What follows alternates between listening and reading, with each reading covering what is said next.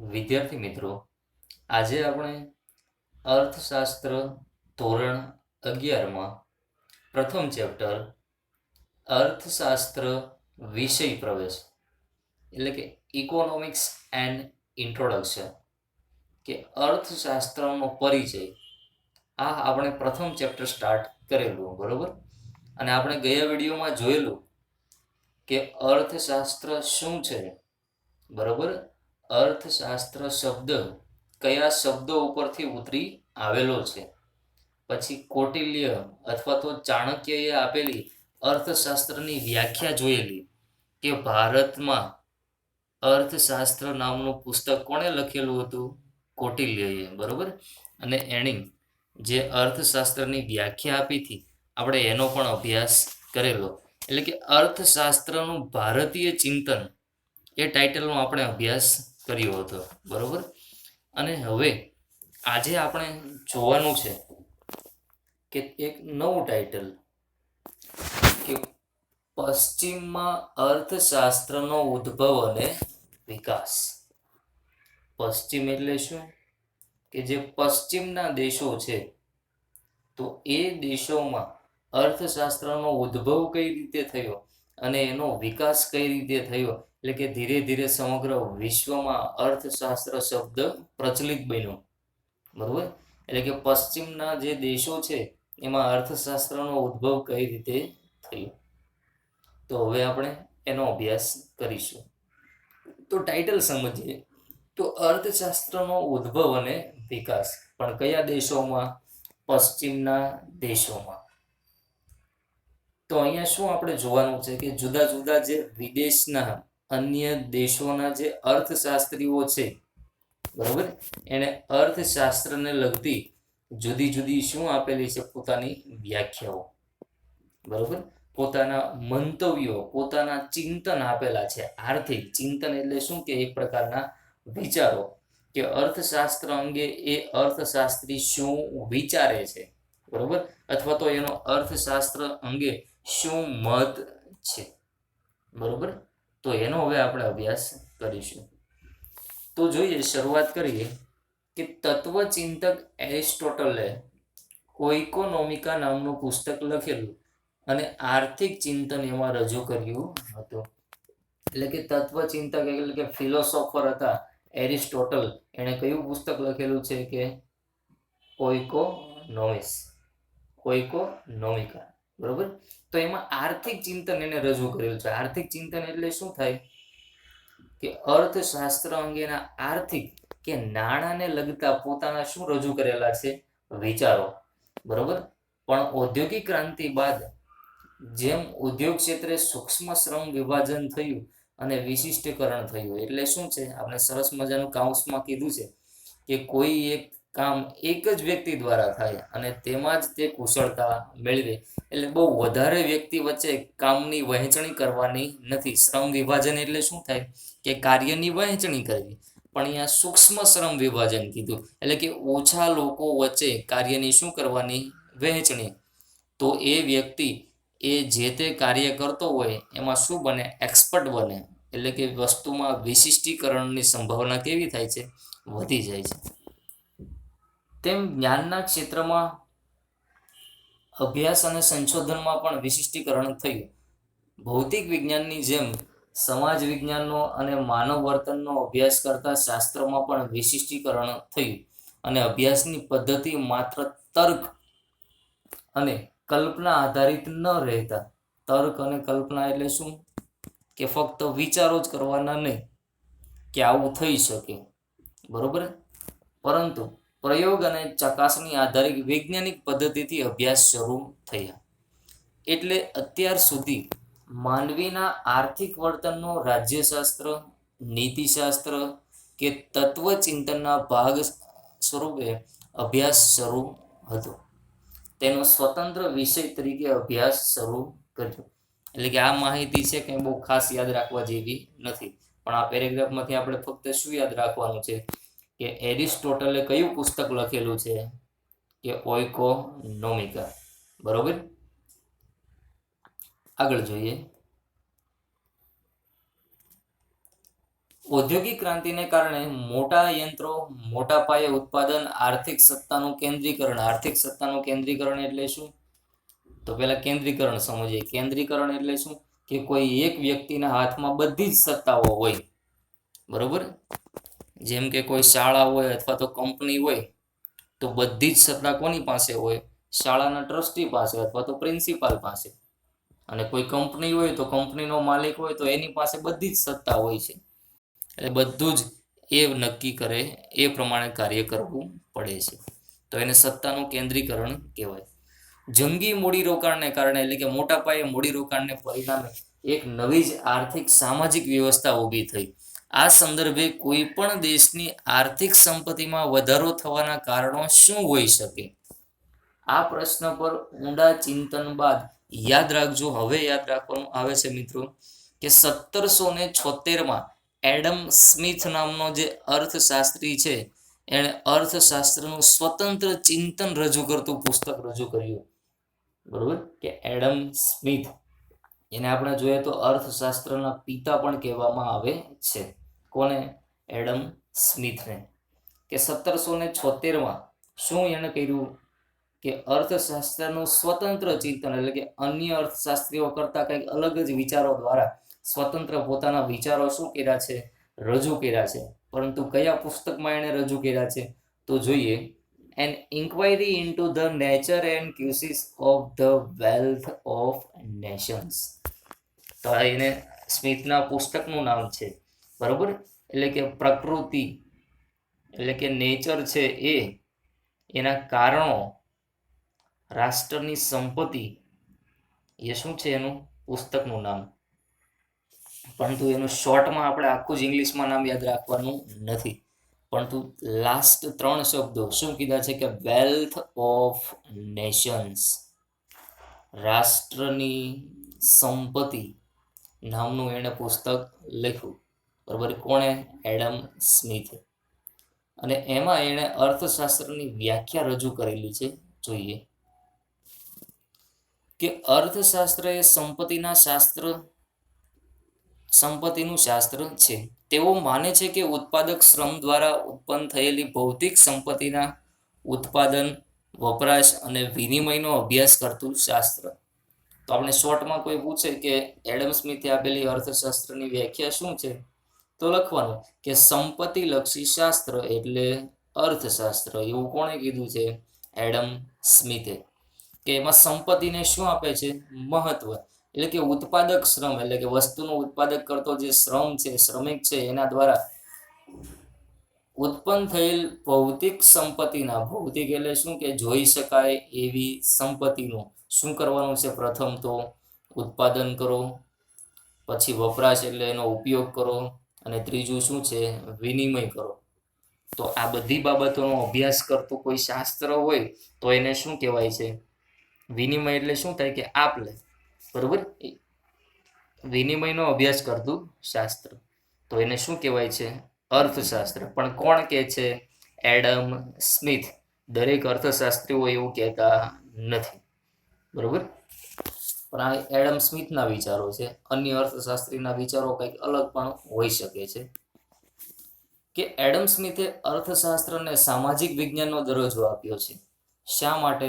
કે એક બાજુ માનવીના આર્થિક વર્તનનો અભ્યાસ કરે છે, તો બીજી બાજુ વૈજ્ઞાનિક પદ્ધતિના અભ્યાસનું શું છે? કે જેની બીજી બાજુ શું છે? અભ્યાસની પદ્ધતિ વૈજ્ઞાનિક છે, એટલે કે જુદા જુદા સિદ્ધાંતોનો સમાવેશ કરે છે, બરોબર. એડમ સ્મિથે માનવીના આર્થિક વર્તનનો સ્વતંત્ર રીતે અભ્યાસ શરૂ કર્યો અને નીતિશાસ્ત્રને એટલે કે નીતિ નિયમો નામનો કંઈક ગ્રંથ હોય, પુસ્તક હોય, શાસ્ત્ર હોય ને આર્થિક અભ્યાસથી દૂર રાખ્યું છે.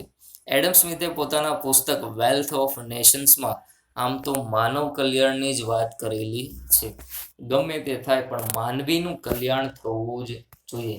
સમાજના દરેક વ્યક્તિનો વિકાસ થવો જોઈએ. આપણે અહીંયા ફક્ત વ્યાખ્યા જ યાદ રાખવાની છે, બરોબર મિત્રો. અને એને કયું પુસ્તક લખેલું છે, બરોબર? સંપત્તિલક્ષી શાસ્ત્ર એટલે અર્થશાસ્ત્ર.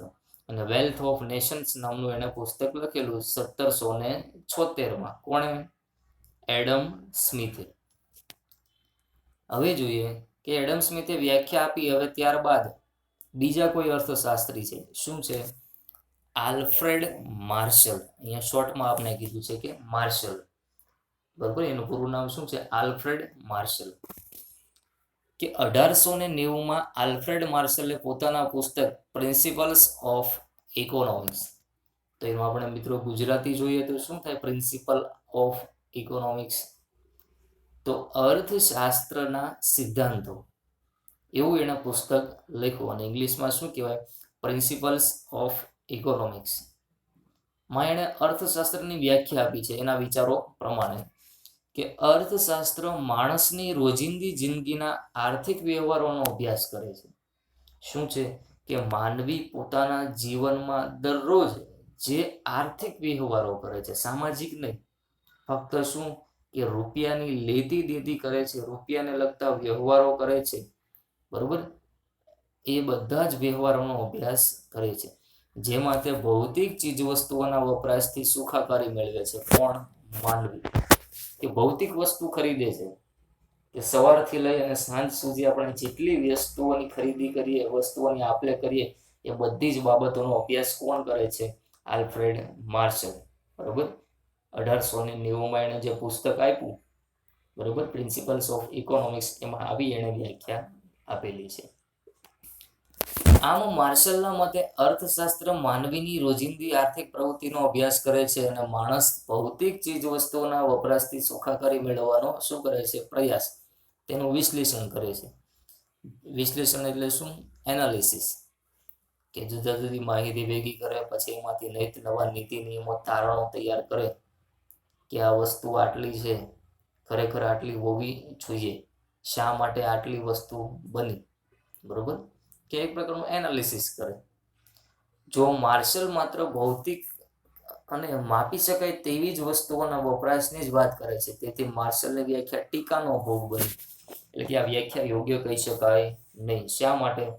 કે માણસ છે સવારથી લઈ અને સાંજ સુધી ફક્ત ભૌતિક વસ્તુનો જ ઉપયોગ નથી કરતો, પરંતુ અભૌતિક બાબતો છે, જેમ કે સેવા છે, બેંકને લગતી સેવા છે, મોબાઈલની સેવા છે, સંદેશા વ્યવહારની સેવા છે, વીજળીનો ઉપયોગ કરે છે, એ જોઈ શકાતું નથી, પરંતુ એના માટે રૂપિયાનો ખર્ચ તો કરે જ છે.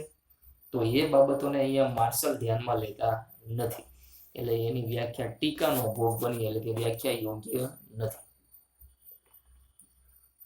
આગળ જોઈએ.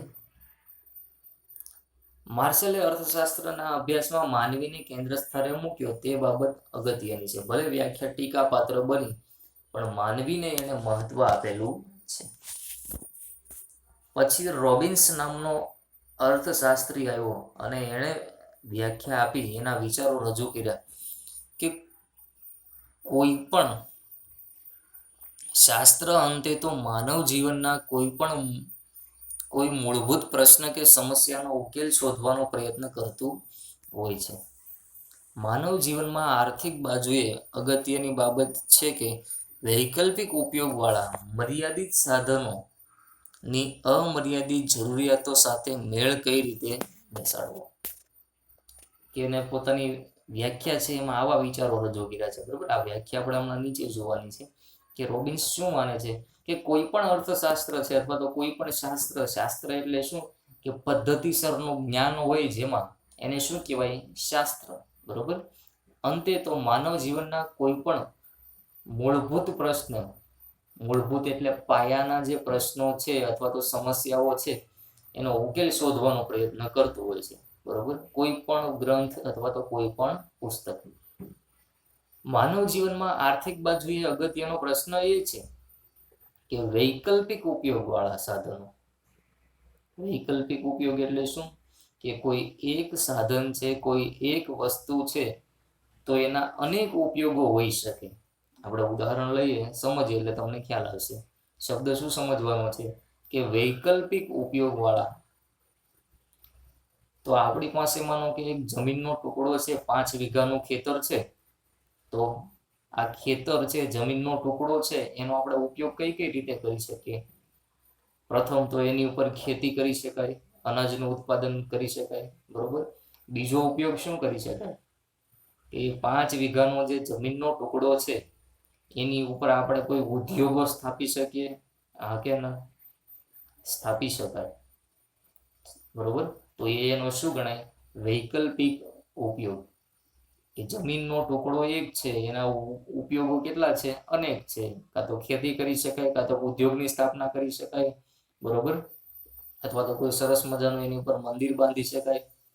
બરોબર. પણ તો અહીંયા આપણે આર્થિક બાબતોનો અભ્યાસ કરવાનો છે. બરોબર. જોઈએ કે વૈકલ્પિક ઉપયોગવાળા મર્યાદિત સાધનો. જમીન કેવી છે? મર્યાદિત છે, કઈ અનલિમિટેડ નથી. વસ્તુઓ કેવી છે? મર્યાદિત. પણ માનવીની જે જરૂરિયાત છે એ કેવી છે? પાછી અમર્યાદિત. તો સમજવા જેવું શું છે કે વૈકલ્પિક ઉપયોગવાળા મર્યાદિત સાધનોનો અમર્યાદિત જરૂરિયાત સાથે મેળ કઈ રીતે બેસાડવો? સાધનો મર્યાદિત છે, પણ આપણી જરૂરિયાત અમર્યાદિત છે. તો એની વચ્ચે આપણે મેળ તાળો કઈ રીતે બેસાડવો એ અહીંયા પ્રશ્ન ઉદ્ભવે. જમીનનો ટુકડો અથવા તો કોઈ વસ્તુ 5 છે, ખરીદવા વાળા 10 છે. બરોબર. માનવીની જરૂરિયાત 10 વસ્તુની છે, પણ ઉપલબ્ધ કેટલી છે? ફક્ત 5 જ. તો હવે કઈ રીતે એનું સેટલમેન્ટ કરવું એ અહીંયા પ્રશ્ન ઉદ્ભવે. તો 1931માં લાયોનલ રોબિન્સે પોતાના પુસ્તક nature and significance of economics. Nature એટલે શું થાય? પ્રકૃતિ. બરોબર. સિગ્નિફિકન્સ એટલે શું થાય? મહત્વ. અને ઇકોનોમિક્સ એટલે અર્થશાસ્ત્ર. કે પ્રકૃતિ અને અર્થશાસ્ત્રનું મહત્વ એવું એણે પુસ્તક લખ્યું અને એમાં એણે વ્યાખ્યા આપેલી છે. આ ઇંગ્લિશમાં આપેલી છે વ્યાખ્યા, કંઈ યાદ રાખવાની જરૂર નથી, પણ આપણે સરસ મજાની નીચે ગુજરાતીમાં વ્યાખ્યા આપેલી છે. સમજીએ. અર્થશાસ્ત્ર એ માણસ પોતાની જરૂરિયાતો અને વૈકલ્પિક ઉપયોગ ધરાવતા સાધનો વચ્ચે કેવી રીતે મેળ બેસાડે છે તેની વર્તણૂકનો અભ્યાસ કરતું વિજ્ઞાન. જે એના વિચારો હતા ઉપર, હવે એ વિચારો પરથી એને વ્યાખ્યા આપી. બરોબર. કે અર્થશાસ્ત્ર છે એ માણસ પોતાની જરૂરિયાતો અને વૈકલ્પિક ઉપયોગ ધરાવતા સાધનો વચ્ચે કઈ રીતે મેળ બેસાડે છે. કે જમીનનો ટુકડો છે, એની ઉપર એને શું કરવું છે? ખેતી કરવી છે, અથવા તો કોઈ ઉદ્યોગ સ્થાપવો છે, અથવા તો કંપનીની શરૂઆત કરવી છે. બરોબર. એ માણસ શું નક્કી કરે છે? એની વર્તણૂકનો અભ્યાસ કરે છે. બરોબર. તો એને શું કીધું છે? અર્થશાસ્ત્ર. કે અર્થશાસ્ત્ર એ માણસ પોતાની જરૂરિયાતો અને વૈકલ્પિક ઉપયોગ ધરાવતા સાધનો વચ્ચે મેળ બેસાડે છે. પરંતુ કઈ રીતે? તેનો વર્તણૂકનો અભ્યાસ કરે છે. બરોબર. તો એ બી એને વ્યાખ્યા આપેલી છે લાયોનલ રોબિન્સે. કઈ સાલમાં? 1931માં. બરોબર. તો આપણે આ સમગ્ર એક પેજ આખું જોયું, એમાં જુદા જુદા અર્થશાસ્ત્રના વિચારો જોયા. તો એમાં આપણે યાદ શું રાખવાનું છે? કે એણે કઈ વ્યાખ્યા આપેલી, કઈ સાલમાં, અથવા તો અર્થશાસ્ત્રીનું નામ, એને કયું પુસ્તક લખ્યું, કઈ સાલમાં લખ્યું, અને એને વ્યાખ્યા કઈ આપેલી છે. બરોબર. અહીંયા થોડુંક ગડબડ થઈ જશે, કારણ કે બધી વ્યાખ્યાઓ સેમ ટુ સેમ આપને લાગે, પણ એ પોતાના વિચારો મુજબ અર્થશાસ્ત્રીઓએ આપેલી છે. જોઈએ આગળ કે માનવીની જરૂરિયાતો અમર્યાદિત છે, વળી તે વારંવાર ઉદ્ભવે છે. આનાથી વિરુદ્ધ આ જરૂરિયાતો સંતોષવાના સાધનો મર્યાદિત છે અને પાછા વૈકલ્પિક ઉપયોગ ધરાવે છે. આ બધું આપણે જોયું છે. હવે આ સમસ્યાના સંદર્ભમાં અર્થશાસ્ત્રનું કામ એ અછતવાળા સાધનોનો કેવી રીતે ઉપયોગ થાય છે, જેનાથી માણસની વધુમાં વધુ જરૂરિયાત સંતોષાય તેનું માર્ગદર્શન કરવાનું છે. એટલે કે ઓછા સાધનો છે એનો સારી રીતે ઉપયોગ કરવો અને તમારી બધી જ જરૂરિયાત સંતોષાઈ જાય એનું માર્ગદર્શન કરવાનું છે. રોબિન્સે અર્થશાસ્ત્રને વાસ્તવલક્ષી વિજ્ઞાન તરીકે રજૂ કર્યું છે. આપણે કદાચ MCQમાં પૂછાય શોર્ટ ક્વેશ્ચન કે રોબિન્સે અર્થશાસ્ત્રને ખાલી જગ્યા વિજ્ઞાન તરીકે રજૂ કર્યું છે. તો વાસ્તવલક્ષી એટલે કે એને હકીકત, રિયાલિટી શું છે એની ઉપર એને ભાર મૂકેલો છે. તે શું કહે છે કે માનવીના આર્થિક વર્તનનો અભ્યાસ કરતું શાસ્ત્ર છે. રોબિન્સ માને છે કે અર્થશાસ્ત્ર શું છે, હાલમાં વાસ્તવમાં અર્થશાસ્ત્ર શું છે તેનો અભ્યાસ કરે છે. નહીં કે અર્થશાસ્ત્ર શું હોવું જોઈએ. અર્થશાસ્ત્રમાં શું હોવું જોઈએ એનો અભ્યાસ નથી કરતો, પરંતુ અર્થશાસ્ત્ર છે, બરોબર, તો એ શું છે હાલમાં વર્તમાનમાં એનો અભ્યાસ કરે છે. અર્થશાસ્ત્રમાં શું હોવું જોઈએ એનો અભ્યાસ કરતું નથી. તેવી નૈતિક બાબતોનો અભ્યાસ કરતું નથી. આ અર્થમાં તે વાસ્તવલક્ષી અર્થશાસ્ત્ર છે, આદર્શવાદી શાસ્ત્ર નથી. આદર્શ એટલે શું કે વર્તમાનમાં શું થવાનું છે, વર્તમાનમાં કેવું શાસ્ત્ર છે, એમાં શું હોવું જોઈએ શું ન હોવું જોઈએ, બરોબર, એવું શાસ્ત્ર હોય તો એને આદર્શવાદી કહેવાય. બધી જ બાબતોનો સમાવેશ કરે છે, પરંતુ અહીંયા શું છે કે વાસ્તવિકતા જ રજૂ કરે છે. આ બહુ ખાસ યાદ રાખવા જેવું નથી. હવે જોઈએ કે સેમ્યુઅલ્સને આપેલી અર્થશાસ્ત્રની વ્યાખ્યા. તો ઇંગ્લિશની વ્યાખ્યા આપણે જોઈએ તો કંઈ યાદ રાખવાની જરૂર નથી, પરંતુ ગુજરાતીની વ્યાખ્યા છે એ જોઈએ. સમાજ કેવી રીતે પોતાના અછતવાળા સાધનો દ્વારા અગત્યની જરૂરિયાતોનું ઉત્પાદન કરે છે તે જુદા જુદા લોકો વચ્ચે વહેંચે છે તેનો અભ્યાસ કરે છે. એવું કોણ કહે છે? સેમ્યુઅલ્સન. કે ઉપરની વ્યાખ્યાને મળતી આવતી વ્યાખ્યા કે સમાજ કેવી રીતે પોતાના અછતવાળા સાધનો દ્વારા, સાધનો તો શું છે હંમેશા મર્યાદિત જ છે અને અછતવાળા છે. દરેકની પાસે જમીન નથી, દરેકની પાસે મકાન નથી, દરેકની પાસે સોના ચાંદીના ઘરેણાં પણ નથી, બરોબર, એની અછત છે. તો આ અછતવાળા સાધનો દ્વારા અગત્યની જરૂરિયાતોનું ઉત્પાદન કરે કે કઈ વસ્તુનું ઉત્પાદન કરવું જરૂરી છે, બરોબર, કે અગત્યની વસ્તુ હોય એનું ઉત્પાદન કરે છે અને જુદા જુદા લોકો વચ્ચે એની વહેંચણી કરે છે, જેમ કે ખોરાકની વસ્તુઓ, બરોબર, તેનો અર્થશાસ્ત્ર અભ્યાસ કરે છે. આવી વ્યાખ્યા કોણે આપી? સેમ્યુઅલ્સને. કઈ સાલમાં? 1947માં. તો એણે કીધું છે કે સેમ્યુઅલ્સન સમાજની પસંદગીઓ અને વહેંચણીના મુદ્દાને અર્થશાસ્ત્રના અભ્યાસમાં મહત્વનું સ્થાન આપે છે. આ રીતે યાદ રાખજો.